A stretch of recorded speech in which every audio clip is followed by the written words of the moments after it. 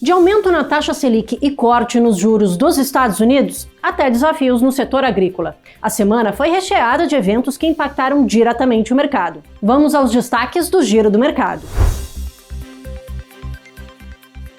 Aqui no Brasil, o destaque da semana foi a decisão do Copom de elevar a taxa Selic para 10,75%. Segundo Márcio Walland, economista e ex-secretário de Política Econômica do Ministério da Fazenda, a medida foi acertada, mas pode ser que novos ajustes sejam necessários, principalmente se o governo não fizer sua parte no controle fiscal. Com o aumento das taxas de juros, o cenário para investimento muda e a atenção agora se volta para a política fiscal. A decisão do Banco Central do Brasil em aumentar em 0,25 pontos percentuais a taxa Selic, né, para 10,75, já era amplamente esperada. Apesar de no comunicado anterior não ficar muito claro, mas o que vem acontecendo nos últimos tempos no Brasil é uma deterioração muito acelerada de expectativas quanto à inflação. O Brasil está passando por um quadro de desancoragem das expectativas da inflação e das expectativas inflacionárias. Não somente a inflação esse ano está arriscando ficar no teto das bandas do regime de meta de inflação, que é 4,5%, já tem previsão aí para 4,4% no final do ano, acumulado 12 meses até agora está em 4,24%, ou seja, e o centro da meta é 3%, Paula. Então a gente de fato tem aí a inflação desancorada, digamos, né? E as expectativas também, a inflação estava... Para o ano que vem já está também ficando em torno de 4%, ou seja, a gente está brincando aí com uma situação muito arriscada, que é uma inflação ficar sempre em torno do teto das bandas, né, de intervalo de confiança aí, de tolerância do regime de metas, e com isso certamente comprometer a credibilidade do Banco Central. Então, por conta disso, coube ao Banco Central a decisão mais acertada nessa decisão dele, que foi subir 25 basis points a taxa e provavelmente, não, apesar do comunicado não falar isso, mas provavelmente com um ciclo de alta pelo menos até início do próximo ano, 2025. Tá? Isso vai na contramão da decisão do Fed, o que causa uma certa curiosidade de muita gente. Por que o Banco Central dos Estados Unidos está flexibilizando a política monetária e o Brasil está interrompendo o ciclo de flexibilização e está iniciando um ciclo de mais aperto monetário? Essa é uma grande discussão. Lá, a inflação está convergindo para a chamada inflação objetiva de 2% no médio prazo. Então, o Fed espera que lá para início de 2026 ela vai chegar em 2,1%, portanto a missão está mais ou menos cumprida e ele pode ter esse espaço de redução da taxa básica de juros lá nos Estados Unidos, rumo a algo em torno de 3,5% no final do ano que vem. Missão cumprida, diria. Tá? E o Brasil? A missão não está cumprida. Tá? E esse é o problema. O Brasil vai ter que resolver um problema doméstico criado domesticamente, né? Um monstro criado domesticamente, sem grande influência internacional, que é essa pressão inflacionária. Outra notícia de peso veio do setor agrícola. A AgroGalaxy, uma das maiores plataformas de insumos agrícolas do país, entrou com um pedido de recuperação judicial. A empresa, que vinha enfrentando dificuldades financeiras, agora busca uma reestruturação para manter suas operações. O impacto no setor agropecuário pode ser significativo, já que a AgroGalaxy tem uma presença relevante no mercado de distribuição de insumos. A recuperação judicial coloca em pauta a sustentabilidade financeira das grandes empresas. Confira a avaliação do especialista em reestruturação de empresas, Max Mustrangi. Falar que juros é o vilão, eu acho que é um grande erro que está hoje em dia no mercado, né? E que está sendo fomentado. Aqui do lado do corredor de vocês têm o BTG. Eles estão cheios de clientes com dinheiro na carteira. Eles estão tendo belos rendimentos, rentistas. Eles estão reclamando dos juros? Eles não estão. Quem está reclamando dos juros é que tem dívida muito alta, alavancada. Então eu diria que a culpa do todo o processo é o seu nível de endividamento, por uma questão de fundamento do seu negócio. Evidentemente, um juros mais alto ele vai penalizar ainda mais, não tem dúvida, mas isso aqui é um efeito, isso não é causa. Né? Outra coisa, todo mundo se esquece, que quando a gente fala de empresas em recuperação judicial ou extrajudicial, nós estamos falando de liquidez, é caixa. A gente não está discutindo o resultado financeiro e contábil, é caixa. E quando você vai fazer o pagamento, que nem a AgroGalaxy, vai fazer o pagamento de um vencimento, a principal parcela que sai do caixa não é os juros, é o principal. É a parcela do principal que você tem que pagar. Esse realmente é o grande rombo no seu caixa, que vem da dívida. Então o grande problema seu é o seu endividamento, que vem geralmente de um negócio que não tem capacidade, não tem rentabilidade.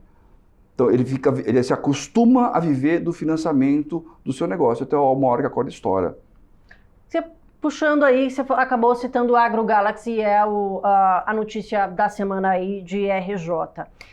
Também peguei uns dados aqui da Serasa, que exatamente 82 empresas relacionadas ao agronegócio pediram recuperação judicial no primeiro trimestre de 2024. E esse número meio que explodiu já no ano passado, que até aqui o momento pelo gráfico aqui foi o mesmo do ano passado, mas em 2022 tinha sido apenas 32 pedidos. Essa dinâmica para o agro, ela é pior, que a gente tem, claro, já a AgroGalaxy envolvida.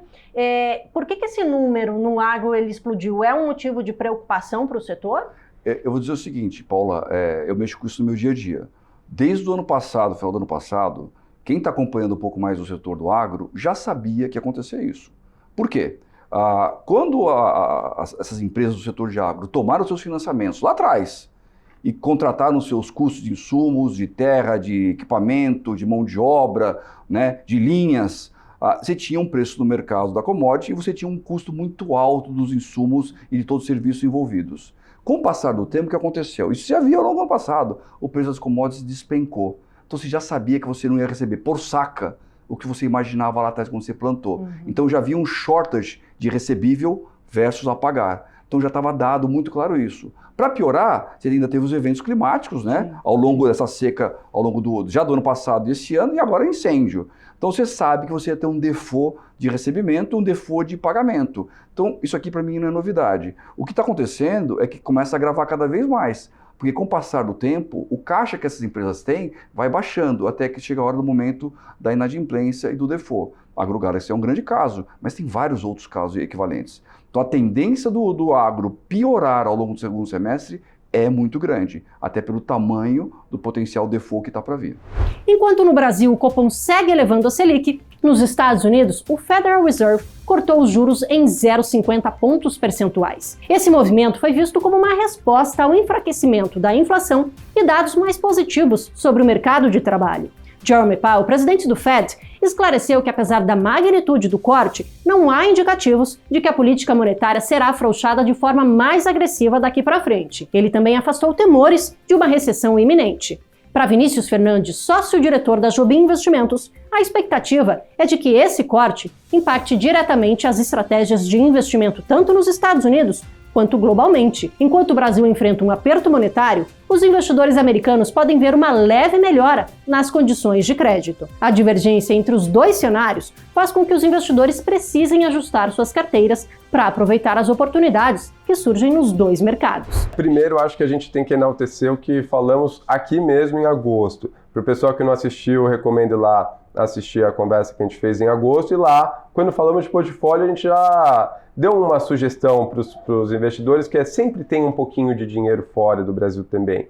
E acho que o dia de hoje ele é mais uma comprovação da importância de se ter um portfólio balanceado entre ativos locais e ativos internacionais. Hoje, os mercados lá de risco reagindo super bem ao Fed, enquanto aqui a gente não tem. Então, primeira coisa, eu acho que fica clara aquela mensagem de que, olha, veja uma maneira de mandar um pouco de dinheiro para fora e investir fora do Brasil. Mas, óbvio, para a parcela que fica aqui no Brasil, eu acho que mesmo para o investidor mais arrojado aqui no Brasil, o percentual de renda fixa dele vai subir um pouquinho. Aí você fala de ações lá fora, né? E já puxando a pergunta da Andréia, que ela já tinha feito essa semana para a gente falar um pouquinho de BDRs, né? Como é que fica nesse posicionamento? Em vez de, vamos dizer, pegar ali, né, BDR, significa ali a mesma coisa em investir lá fora? Como é que entra a inclusão dos BDRs aí, né? Melhor lá fora ou pega, né, BDR? O que fica melhor para o investidor? É a mesma coisa? Não? O que você recomenda para a gente falar um pouquinho? Olha, eu acho que quando a gente fala de investimento internacional, tem algumas maneiras de se fazer isso. O BDR é uma maneira muito simples, é um ativo negociado em bolsa aqui que vai replicar a performance de um ativo lá fora. Tem, óbvio, alguns custos nessa intermediação que talvez possam ser mais baratos se hoje o investidor fizer direto uma abertura de conta lá fora. Existem várias empresas, a gente não vai fazer propaganda aqui sobre elas, mas hoje em dia existe uma diversidade grande de empresas que fazem esse serviço, onde o investidor pode, de fato, tirar reais aqui do Brasil, mandar para uma conta lá fora em dólares e comprar essas mesmas ações. A diferença é pequena de se fazer isso. Talvez uma diferença maior seja a liquidez, as BDRs aqui têm um pouco menos de liquidez do que comprar o ativo lá fora, tem algumas pequenas diferenças, mas eu acho que o que é importante mesmo é abrir a cabeça para sim ter essas ações. E aí quando a gente pensa em investimento, eu gosto muito de pensar portfólios que tenham na parte internacional mais risco e na parte no Brasil menos risco. Acho que uma composição muito benéfica, quando a gente olha todas as últimas janelas, quem teve mais ações nos Estados Unidos, mais renda fixa no Brasil e combinou esse portfólio, teve resultados muito bons. As decisões mais importantes sobre política monetária foram tomadas e os desafios empresariais locais mostram-se desafiadores. Com isso, o mercado continua a se ajustar às novas realidades. Esses foram os destaques do Giro do Mercado. Voltamos na próxima semana com mais atualizações.